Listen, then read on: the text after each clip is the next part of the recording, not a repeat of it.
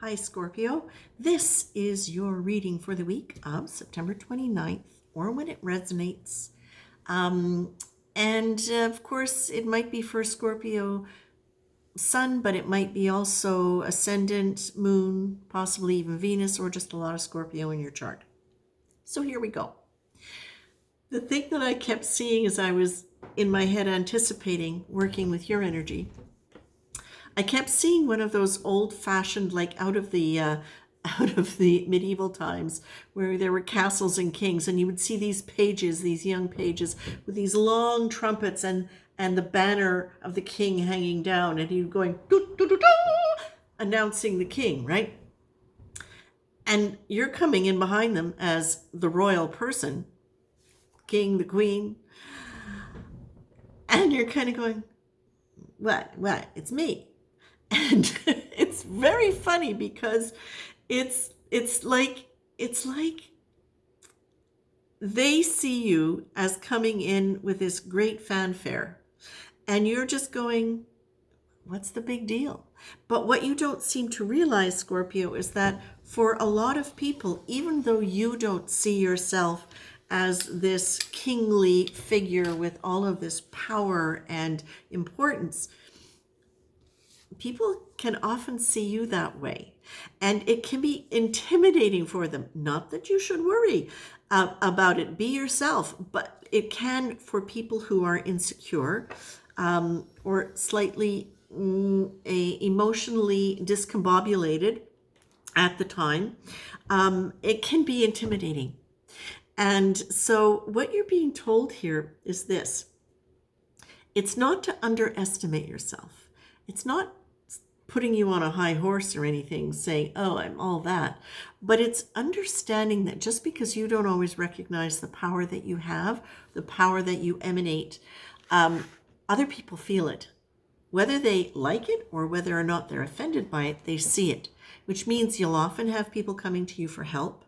It also means that sometimes people will get their backs up because they don't know how to deal with you in a way that they don't know how to deal with that kind of power without being adversarial towards it. They don't know how to cooperate because their energy in themselves is insecure, weak, not balanced in a way where they where they instinctively know how to deal with your energy. Now, why is this important? Well, it's important because you want to get along. It's important because you want to have positive experience. It's important because it's really time for you to be able to enjoy and appreciate who you are and not feeling like you have to always manage it in order to be able to deal with people.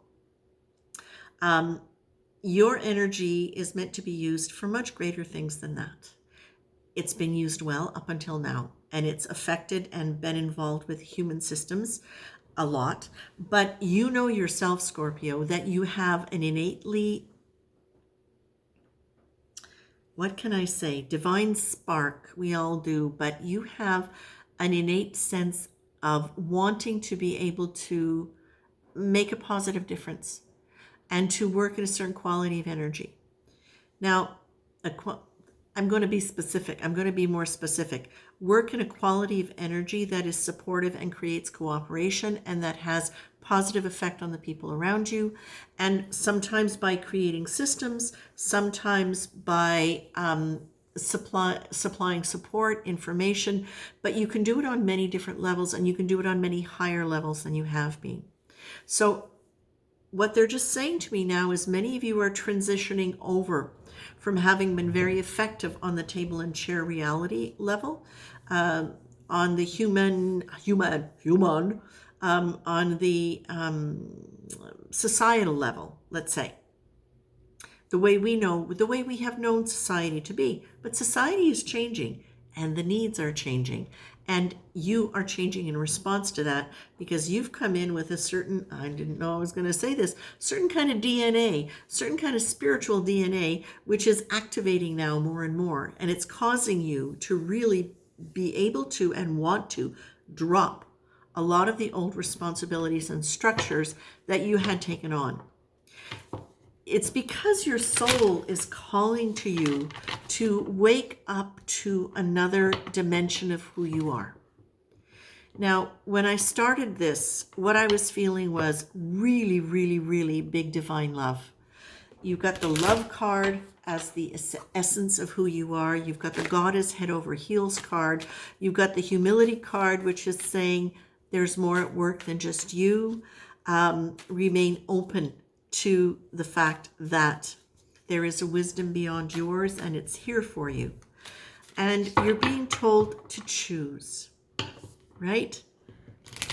One of the things, now, okay, there was something else that came in right at the beginning and it's stacked, so bring it in, please. As you're going through this transition, sometimes, Scorpio, you've struggled a little bit with being really tender and open-hearted, and then you got stung because you were not always able to understand that the people you were dealing with saw you in this exalted, powerful position. And that even though you were doing things in a way that was heartfelt for you, they didn't receive it in that way. Or they may have received it and then their insecurities got the better part of them. They saw that you would put up with. Sometimes you were kind of taken advantage of for your strength and your ability to handle things. Now, what they're suggesting is this. You are in a phase where you have had to learn to stand up for yourself, and it's been really hard for you. You have gone through deep, big, big, big learning and letting go in the last, well, I would say really, like seriously, the last 5 years, but really seriously the last few. You've gone through a lot. You've let go of some relationships that were challenging for you, and some roles that were good and or challenging for you, but you outgrew. And now what you're being told is you're learning how to stand for what you believe and stand for yourself, your own value, what you want, what is right for you, based on this new alignment in your heart with who you are. That it's a matter of, as you're standing up for yourself, it's learning how to use your words in a way where you can express your choices, express your needs without apologizing for them, but also from a place of love. Now, this is important. What does that mean? How do we do that? So there's the loving heart, which is, oh, that's all right. That's the kind of personality power, personality kind of love, which is, okay, I'm just going to say it's all right because I know they're this, they're that, they're whatever. And that way you override what your feeling is. The next step, the level up, is you being in a state of love, you being in that state of loving. How do you get there? You get there if you've done work with meditation, if you've done work with working with divine love, with compassion. You can move into that state if you're familiar with it. You can do other things like get in touch with sacred energy, the sacred energy you associate with nature, with animals, with an animal that you love. Something that just brings your heart fully online with compassion, and apply it to yourself. And from that point, you say, what words would I like to express, and how would I like to express what I need in this situation? From this place of loving. Do I need to make somebody wrong in order to tell them I don't like what they're doing, or I'd like them to do something different?